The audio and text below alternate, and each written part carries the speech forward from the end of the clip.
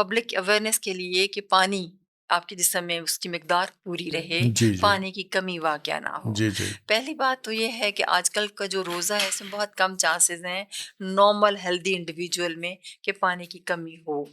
क्योंकि हम सहरी के टाइम इतना ले लेंगे, लाइक पानी पी लिया या लस्सी पी ली या यखनी है या कोई चीज़ जो हमारी फ़ेवरेट लिक्विड है हमने ले लिया, और जो हमने खाना खाया उसमें भी इतना पानी की मिकदार हिडन मौजूद होती है जो हमें नज़र नहीं आ रही जी, जी। होती है। तो पानी की मिकदार हमारी सहरी के टाइम हो गई। फिर जब हम अफ्तार करते हैं दिन में, depends on the type of work we are doing. जी, जी। अगर हमारा टेबल वर्क है, ऑफिस में काम कर रहे हैं, तो कोई ऐसी हमारी जो पानी का निकलना है जिस्म से पसीने की कोई शक्ल इतना में या ज़्यादा नहीं नहीं हो, नहीं एवापोरेशन होगा, नहीं हो रही नहीं है, होती।